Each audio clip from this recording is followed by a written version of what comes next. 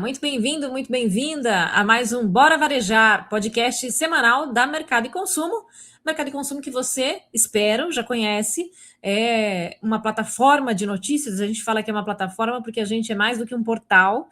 O nosso hub principal é o portal mercadoeconsumo.com.br, onde você acompanha notícias em tempo real sobre varejo, consumo, food service, né? Toda essa cadeia que envolve o setor de bares e restaurantes, shopping center, que mais? Franquia, enfim, tudo que tem a ver com consumo, você acompanha a todo momento no nosso portal. E temos também conteúdo, obviamente, nas redes sociais, no YouTube, onde você provavelmente está acompanhando esse conteúdo, enfim, onde você quiser saber sobre esses temas todos aí, a gente tem esse entendimento de que a gente tem o propósito até também, né, de levar a informação diretamente até você. Temos comunidade no WhatsApp também, enfim, você é super bem-vindo para acompanhar sempre o nosso conteúdo. Eu sou a Ana Freitas, editora executiva da plataforma, e é um prazer estar aqui com mais um episódio do Bora Varejar.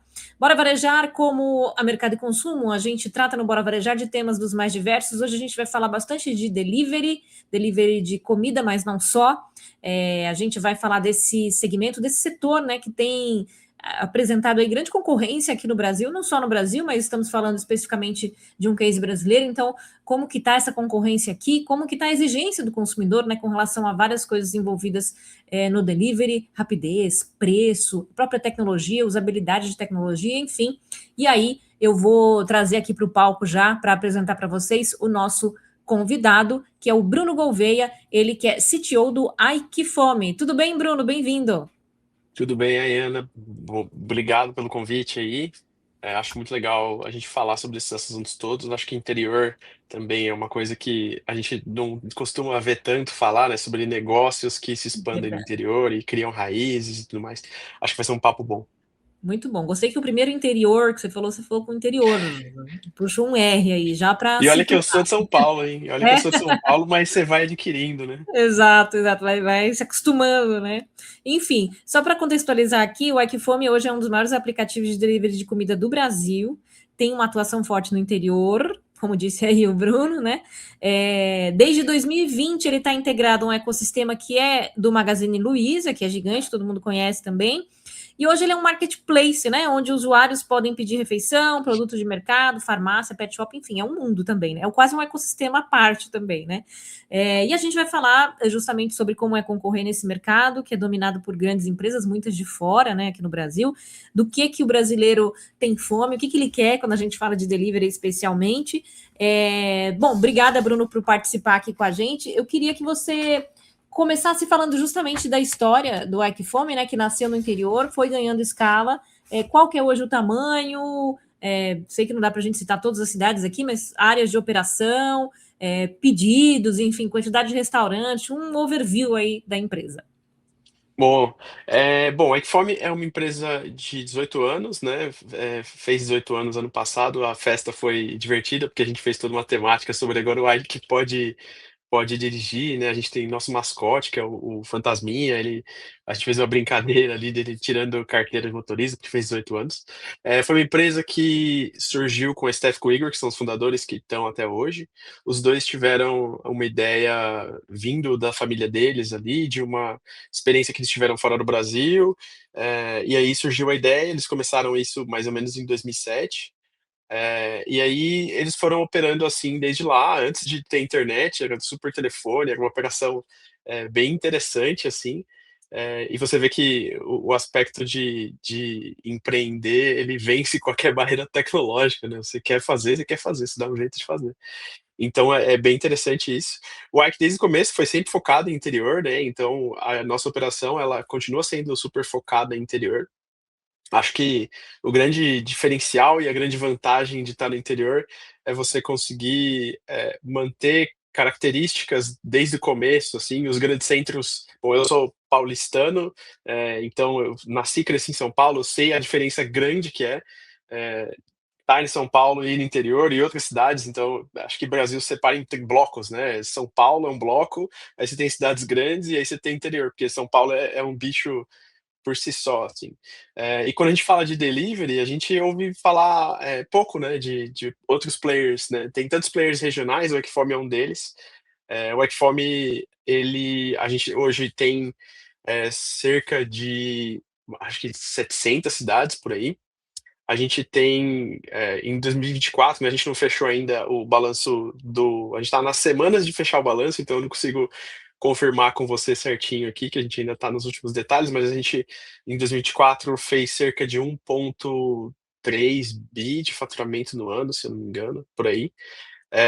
A gente tem, na plataforma, mais de 20.000 restaurantes, a gente tem a nossa logística própria também, acho que por mês a gente faz cerca de 200 ou 300 mil entregas por mês, com a nossa logística própria, mas quando a gente conecta nossos parceiros e olha para tudo isso mais, a gente tem bem mais.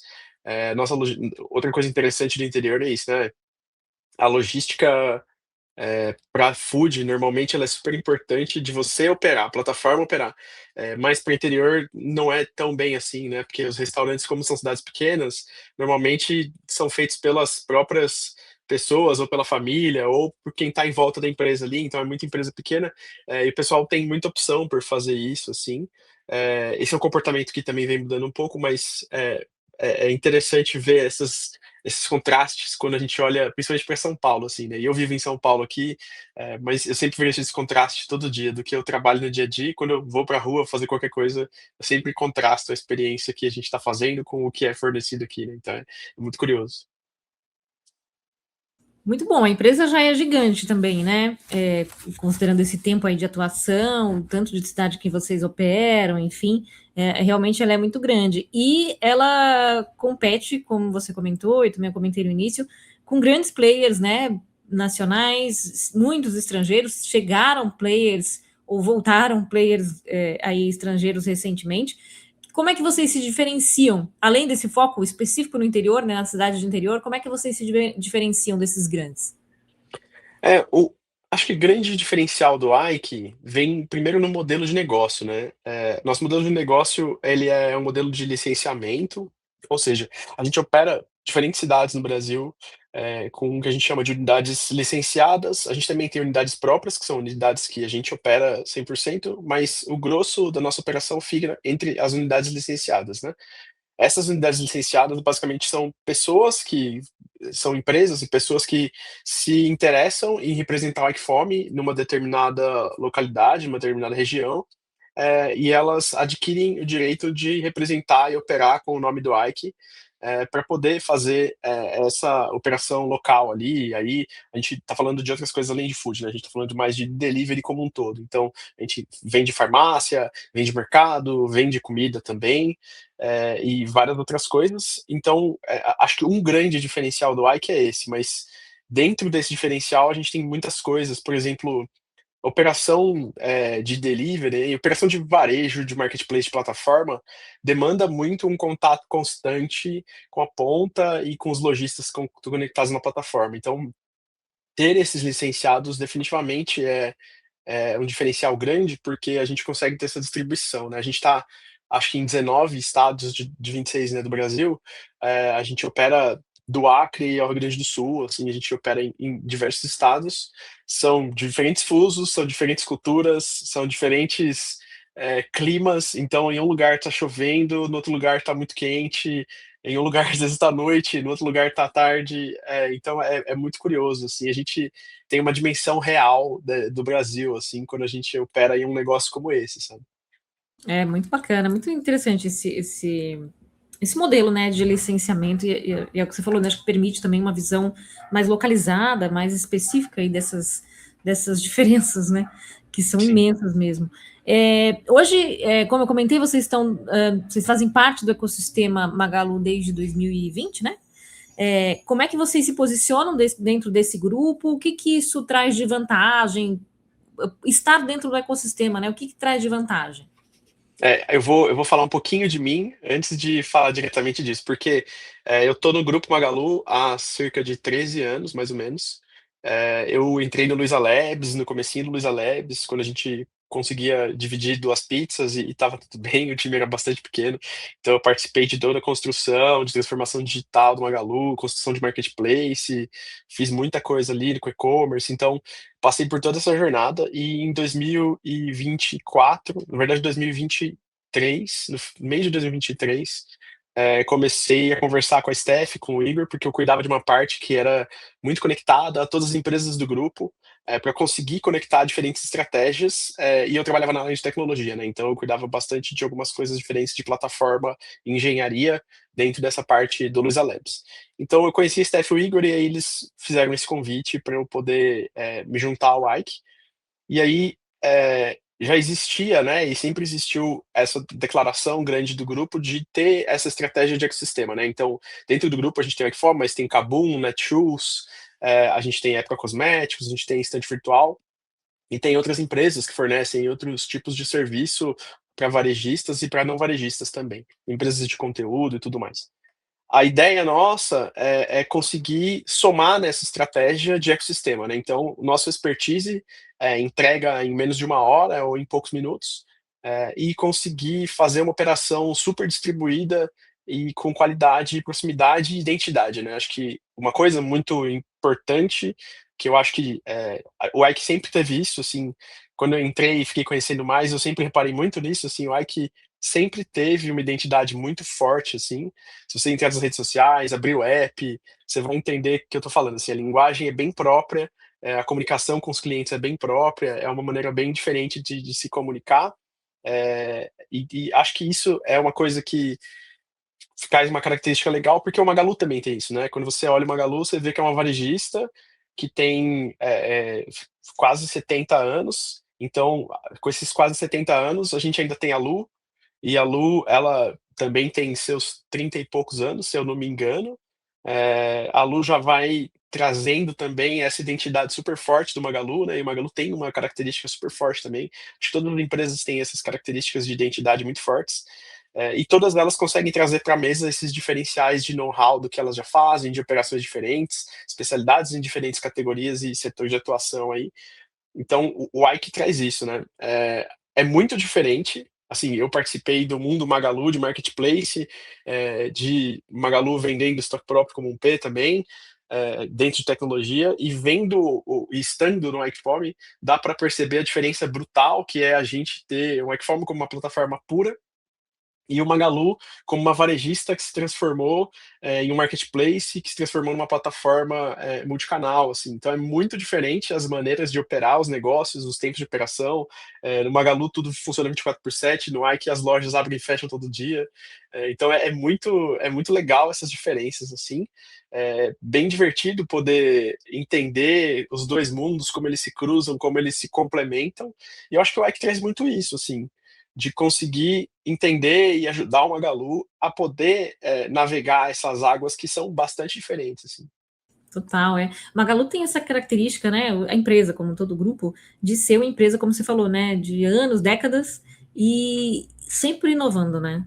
Acho que é um case no varejo brasileiro muito por conta disso, né, sempre tem novidade, sempre tem, eh, isso, né, junção com outras, aquisições, enfim, o negócio foi se transformando de maneira muito expressiva, né.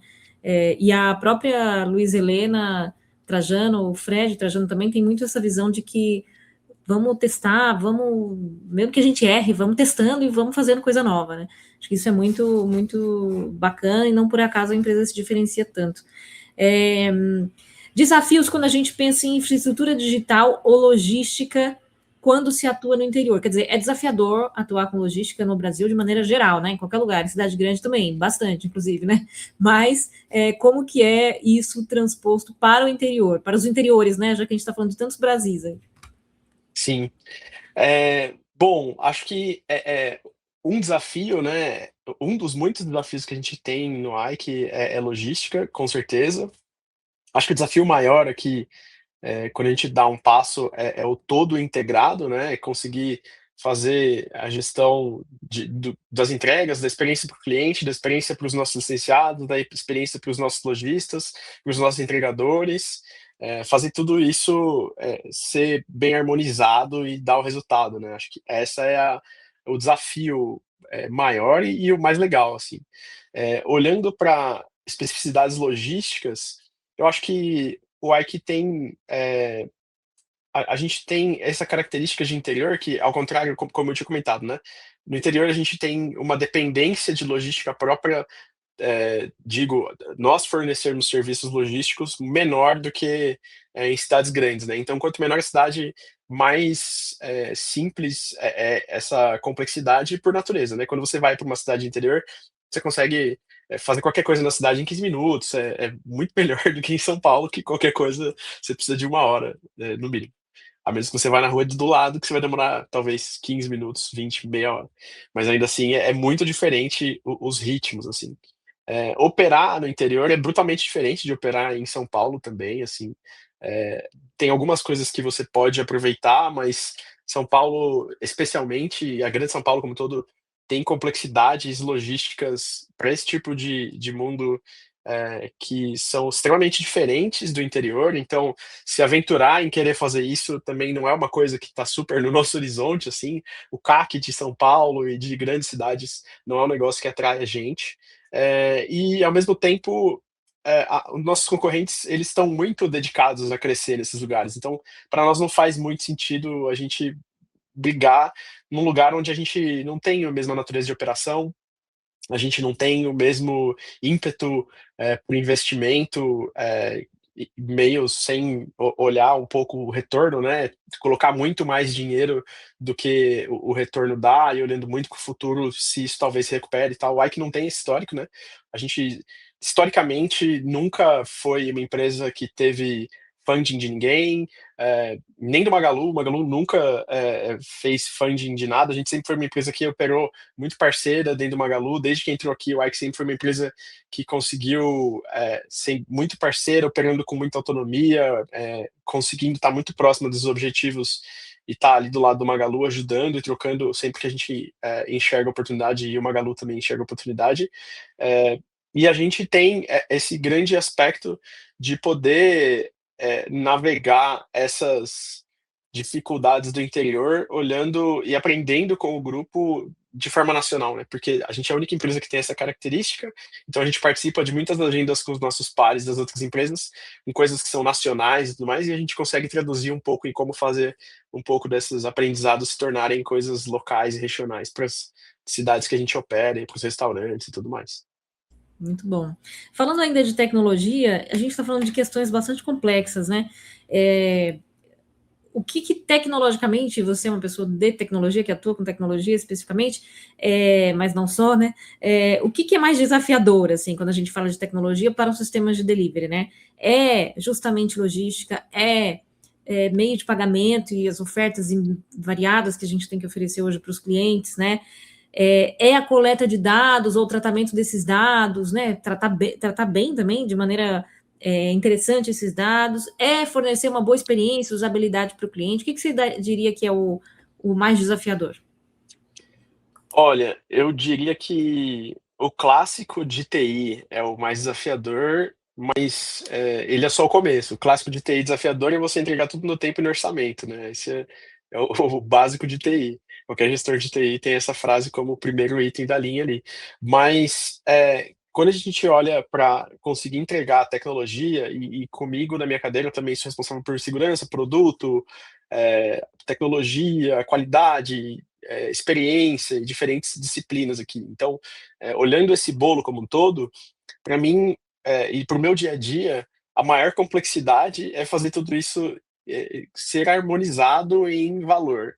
Então, conseguir construir, times que são autônomos e que conseguem pensar de forma autônoma, compreendendo o contexto, conseguir transformar a empresa, que para que a empresa seja uma empresa, eh, com a ajuda dos meus pares também, né, dos fundadores, dos meus pares da diretoria também, para que a gente possa fazer, com que a construção seja colaborativa, porque ninguém é dono da verdade, então a gente trabalha muito e a gente tem reuniões todo dia, a gente trabalha muito próximo com todas as pessoas de vários times, várias lideranças diferentes, para a gente conseguir fazer essa construção colaborativa e pegar insights de diferentes pessoas que estão em diferentes pontos da nossa operação. Porque é bastante desafiador você conseguir atender expectativas de 19 estados, de mais 500 cidades, de mais de 300 licenciados, de mais. Então é complexo o ecossistema. Você tem que fazer uma gestão com pouca centralização e muita autonomia. E o desafiador é você conseguir fazer isso percebendo os seus erros e corrigindo eles rapidamente, assim. A gente tem pouco medo de errar, pouco receio de errar, e a gente sempre está muito esperto de vamos fazer isso aqui e vamos ficar de olho se deu certo ou se deu errado. E a gente aprende fazendo, né? É um pouco também do DNA do Magalu e de muitas outras empresas que operam com essa cabeça de experimentação. A gente também faz isso bastante e é um desafio constante. Eu acho que o maior desafio é a gente fazer tudo isso ainda construindo tecnologia junto. Então, trazendo construção de novas ferramentas, de novas funcionalidades para os nossos clientes, trazendo toda alta disponibilidade e qualidade de experiência. Eu acho que agora também a gente está lançando uma nova versão do nosso app para Android e iOS e a gente também trouxe uma visão completamente nova, assim, de como que a gente acha que a experiência deve ser. Tem muitas coisas legais que a gente ainda vai colocar mais nesse app. Tem outras coisas no forno aqui, junto com o Magalu também, coisas que a gente está para fazer. Então, tem muitas coisas legais que são construídas através de tecnologia. Para mim, se você não tem objetivo para tecnologia, para construir algo no mundo real com valor, a tecnologia não tem valor, assim, ela serve para viabilizar ideias. E no caso do Ike, o negócio todo depende de tecnologia bem executada, da forma correta e que entregue o valor para diferentes personas, né, para diferentes atores que a gente atende no nosso dia a dia da operação. Muito bom. Bom, a gente vai voltar a falar de tecnologia ainda, enfim, e até questão de como montar um bom time, né? Como é achar essas pessoas no mercado e tudo mais. Mas antes a gente tem um rápido intervalo. Você que está acompanhando a gente hoje, a gente está aqui com o Bruno Gouveia, CTO do Ike Fome, e daqui a pouquinho a gente volta. O intervalo é bem rapidinho, não saia daí.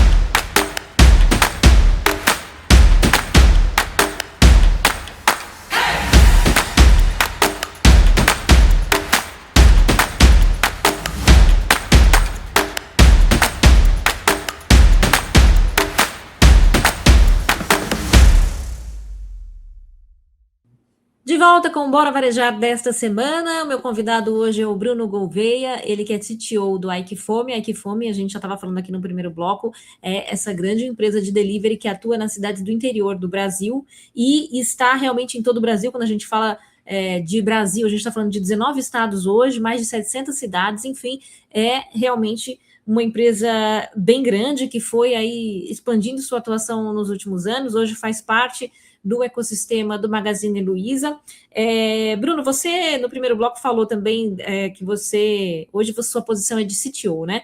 Você lida com tecnologia, mas seu guarda-chuva tem outras coisas, né? Explica para a gente o que é o CTO e qual é a sua função exatamente, suas funções, né?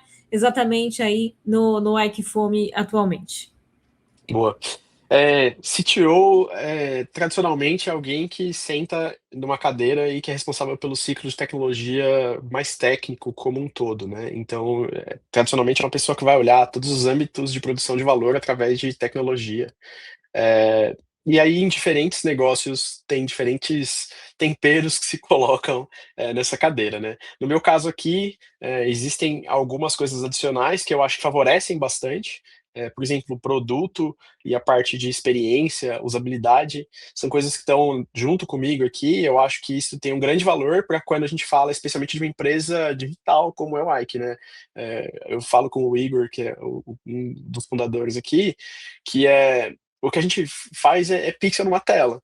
Então, sempre é tecnologia, sempre é digital.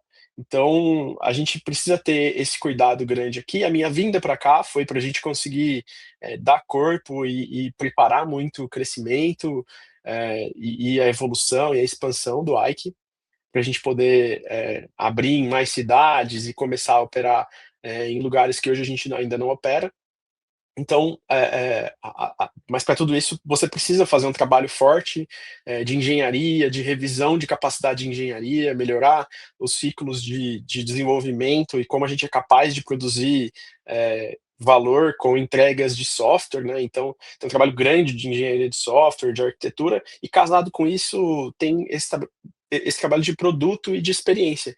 E esse trabalho de produto e de experiência, ele é extremamente conectado e dependente do processo de engenharia de software como um todo, né, e isso é meio que um loop, assim, um precisa ser bem feito para o outro ser bem feito, e aí conforme os 2 são bem feitos, você tem ali um flywheel que começa a fazer as coisas, funcionarem melhor e gerar um valor cada vez maior. E, eh, a minha função no dia a dia é basicamente dar um direcionamento e entender quais os caminhos que a gente está seguindo, as decisões que a gente está tomando, as decisões técnicas, não técnicas, dar uma visão de produto, muito sólida para que os times possam ter liberdade de explorar as N possibilidades de desenvolver, funcionalidades, evoluções, melhorias ou até descontinuar, de repente, alguma coisa que a gente está vendo que não faz mais sentido. Então é muito interessante todo o ciclo aqui, e o trabalho é um pouco desafiador, porque ele tem essas diferentes óticas, né,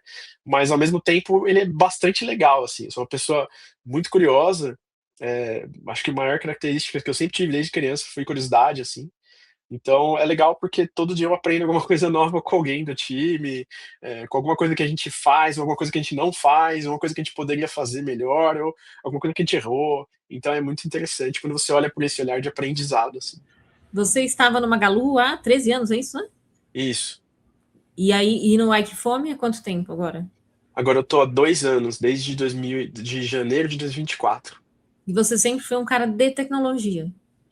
Eu sempre fui, eu entrei no Isa Labs como desenvolvedor sênior, e aí eu fui fazendo a trilha de liderança, eu fui de Uhum. liderança técnica, eu fui para arquitetura, depois fui indo para gestão, eu fui me descobrindo ali ao longo do caminho, já trabalhei com produto também, já fiz várias coisas porque, de novo, né, eu sou muito curioso, então eu ia, deixa eu fazer isso um pouco, deixa eu fazer isso um pouco. Então eu fui descobrindo ao longo do caminho, aí eu acabei construindo esse papel, essa estrada e essas características todas para sentar mais ou menos confortável na cadeira que eu sento hoje. Sim, total. E como que é montar os times assim para vocês na empresa, né? Especialmente que a gente está num cenário, como a gente comentou também, que vocês concorrem com outras empresas, não só de delivery, né? Mas grandes empresas de tecnologia, big techs que estão aqui no Brasil, ou que nascem aqui, startups que estão crescendo, enfim. Como é que é a busca por essa mão de obra, essa especialidade, né? Essas especialidades que vocês precisam, e como que está também a questão dos profissionais aqui no Brasil? Vocês têm pessoas suficientemente capacitadas e em quantidade suficiente para uma empresa de tecnologia do porte de vocês? Eu acho que a sua pergunta é ótima, porque se ela fosse feita 1 ano atrás, eu ia dar uma resposta completamente diferente. Se fosse há É 2 anos mesmo? atrás, seria mais Uhum, diferente ainda, por uhum, diferentes questões, né. Acho que uma questão é a questão Ike, né, a gente amadureceu muito, muito mesmo, no período que eu tô aqui. O time foi muito aberto em abraçar minhas ideias, em construir junto e criticar e a gente conseguir trocar muito para a gente conseguir fazer tudo que a gente fez e tem feito e tem entregado. E ao mesmo tempo, o mercado tem uma nova coisa que acontece no mundo que é IA, né, e aí IA é um bicho novo que verdade. E nos algo que últimos vem 2 anos mudando, exato, em mudou pouquíssimo tempo. brutalmente o cenário, brutalmente, isso aí vai mudar muito mais. Então a pergunta ela é muito boa, porque a capacitação, mais do que nunca, em tecnologia, a capacitação sempre foi um negócio que você tem que ficar muito esperto e sempre se atualizar, né. É que para quem gosta de aprender e tem a cabeça de curiosidade, é excelente. Então isso é muito vivo, só que agora está mais acelerado e isso começa a mudar diferentes aspectos. Então eu acho que o desafio maior de capacitação no mercado de tecnologia como um todo, assim, é agora a gente tornar as pessoas que desenvolvem, mais pessoas que sabem olhar de uma maneira mais holística para a arquitetura, trazer as pessoas de produto, de qualidade, trazer diferentes perfis profissionais, pessoal de experiência também, para construir, prototipar e fazer coisas de verdade através de IA, assim, de coisas que a gente consegue testar mais rápido, de uma forma mais estruturada e mais reproduzível, de uma forma cíclica, assim, sabe. Acho que esse é um desafio muito grande de se construir os times hoje em dia.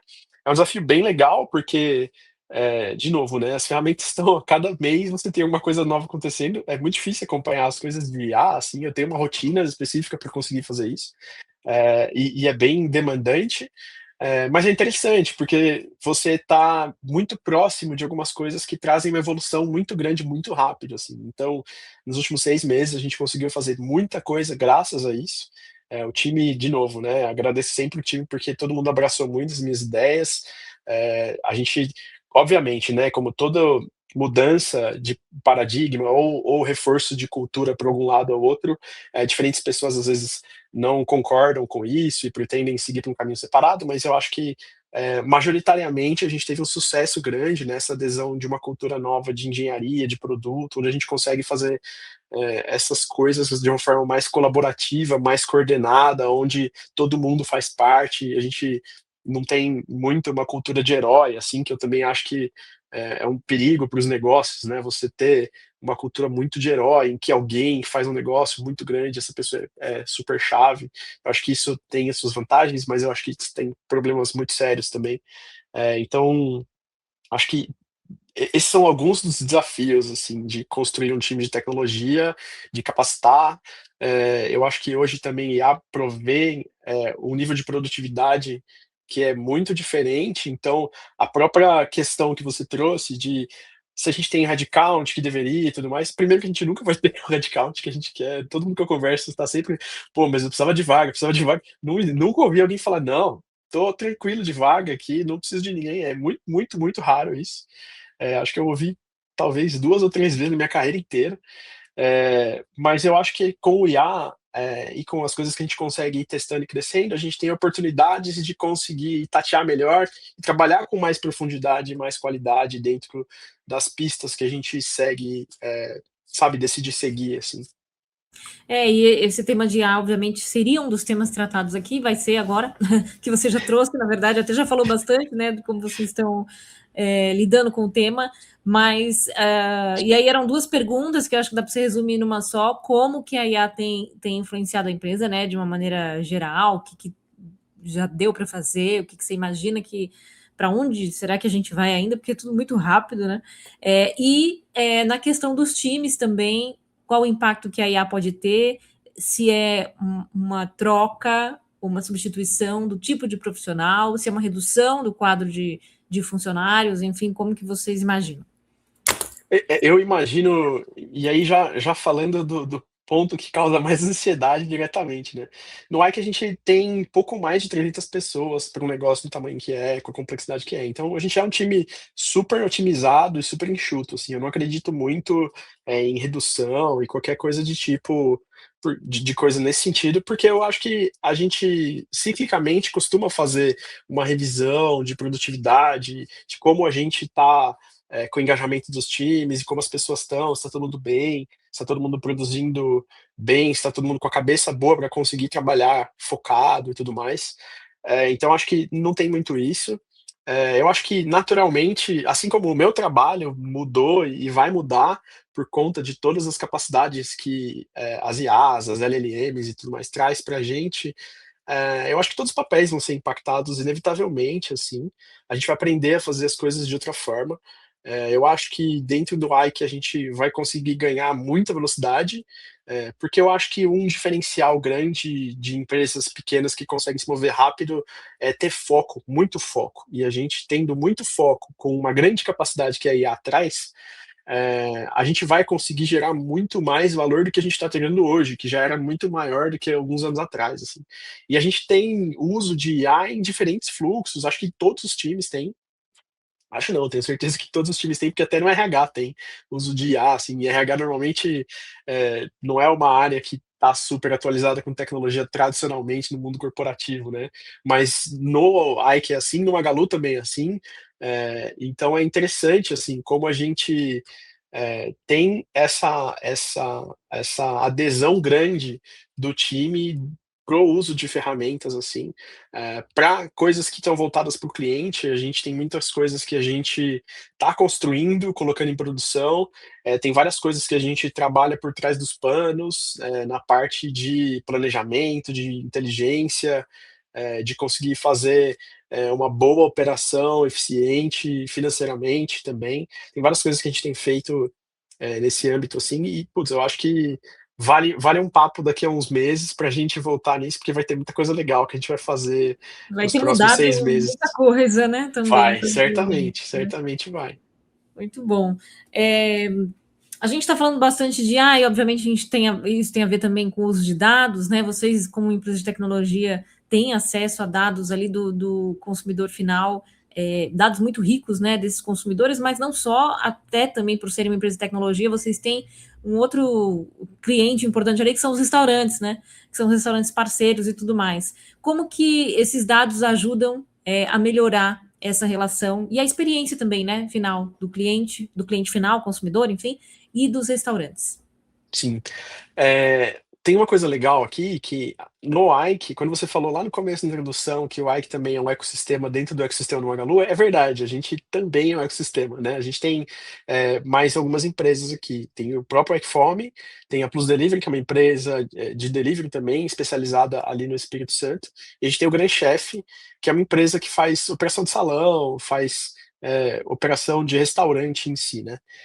O Grand Chef é bem isso que você trouxe, assim, a gente consegue ter acesso, porque é uma ferramenta que opera para outras plataformas também, a gente consegue ter, insights e uma visibilidade sobre o que está acontecendo com tudo o que acontece de outras plataformas e outros parceiros, mas a gente consegue de forma, muito clara usar, essas trocas que a gente tem com os restaurantes para entender como tá as operações das cidades, como é que a gente, consegue atender eles de uma forma melhor, como é que a gente escuta eles também para conseguir construir coisas que vão facilitar o dia a dia dos restaurantes ali, e entender o ciclo, né, porque acho que um desafio muito tradicional dos varejistas aqui, e aí lembrando muito da minha experiência, de Magalu também, eh, o varejo como um todo, e empreendedorismo no Brasil como um todo, ele sofre um pouco com a parte de gestão financeira, com a parte de gestão em si também, né. Não existe uma maturidade,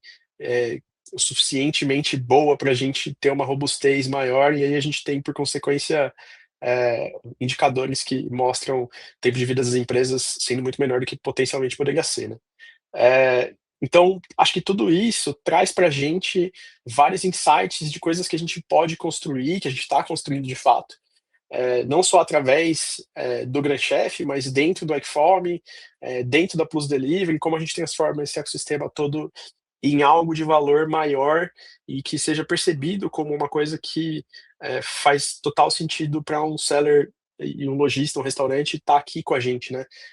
A gente tem um lema aqui que é o ganha, ganha, ganha, né, então, a gente só faz uma coisa quando todo mundo ganha, né, se alguém perdeu na conversa, a gente volta para a mesa e começa a repensar. Parece papo de vendedor, mas não é, eu não sou vendedor, eu sou de tecnologia.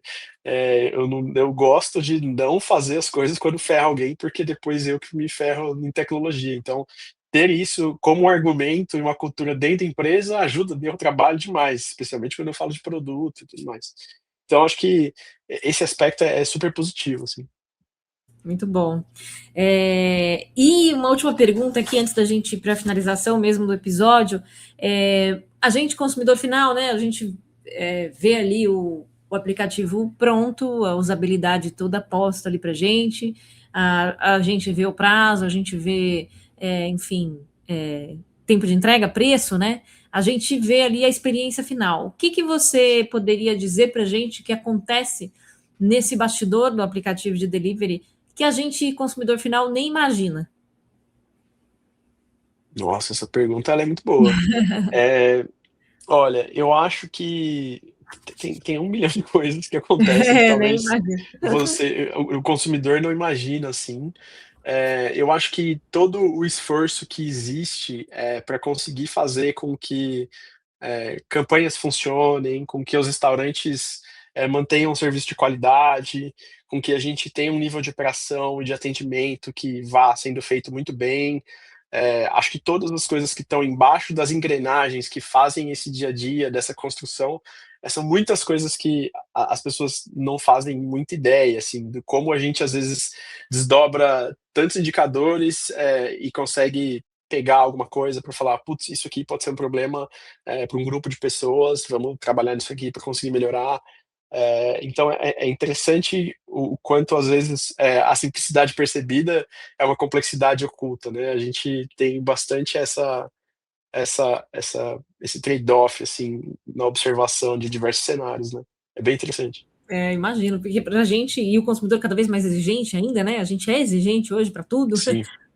A gente vê detalhes, a gente não quer nenhum tipo de fricção, a gente quer uma jornada muito fluida ali, né? Muito fácil e tal.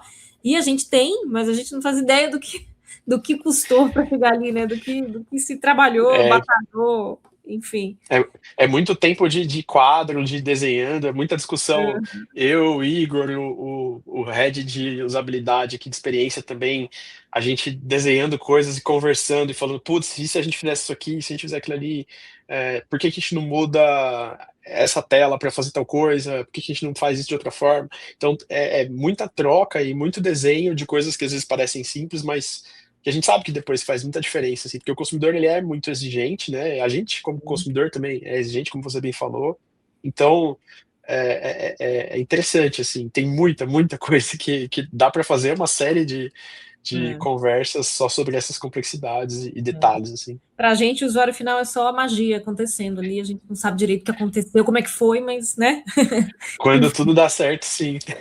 Exato, é claro. Bom, Bruno, super obrigada.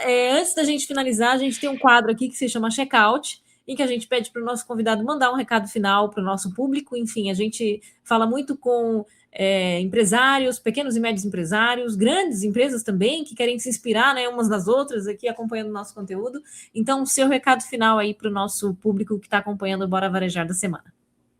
Boa, acho que, pra quem está ouvindo, tem um ponto que a gente falou aqui que é importante de, inteligência artificial, que, tem várias coisas que são muito hype, né, e que não acho que vai acontecer, mas vai acontecer uma mudança muito grande, e a gente vai mudar o modelo que a gente trabalha e opera, e naturalmente o varejo vai ser super impactado. Então, eu acho que um recado para todo mundo que está ouvindo, em qualquer perfil que for, para se manter atento a todas essas mudanças, para entender como isso impacta o próprio trabalho, a própria empresa, o próprio negócio, os próprios parceiros que viabilizam o negócio acontecer, porque isso não é uma coisa que eu vejo aqui, no Brasil sendo super levantado como um negócio que vai causar uma grande mudança, mas eu acho que a gente não vai ter o tempo de adaptação que normalmente a gente tem quando essas mudanças acontecem, né. Então, normalmente acontece uma mudança nos Estados Unidos, na Europa, na China, depois chega aqui aos poucos e tudo.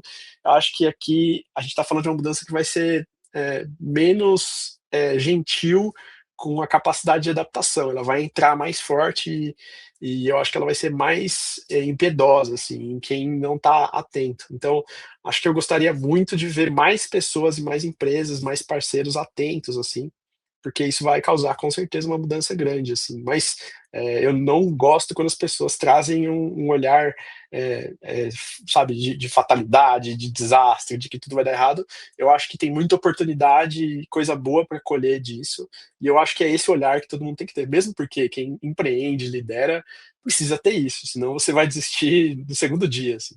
Então, esse é Exato. meio o meu recado final, assim. Muito obrigado. Muito bom, obrigadíssima, Bruno Gouveia, CTO do Equifome. Foi um prazer receber você aqui no Bora Varejar e novidades sobre Equifome. Enfim, estamos aqui abertos também para sempre noticiar. Quem sabe a gente não volta a conversar aí sobre inteligência artificial no futuro bem próximo para saber o que já aconteceu. Muito obrigado, viu? Muito obrigado pelo convite, adorei o papo. Obrigadíssima, obrigada a vocês também que acompanham semanalmente aqui o nosso podcast. Compartilhe esse conteúdo com quem você acha que tem interesse em saber mais sobre tecnologia, delivery, negócios, né, de maneira geral, já que a gente falou tanto aqui da construção desses ecossistemas. faça também aí aquele dever de casa básico, né? Curta, se inscreva no canal, enfim, tudo aquilo que a gente precisa aí para alavancar o canal. E, claro, não deixe de acompanhar Mercado e Consumo na internet, no portal mercadoeconsumo.com.br, nas redes sociais, onde você quiser saber sobre varejo, consumo, serviços, enfim, a gente está. Obrigadíssima e até a próxima.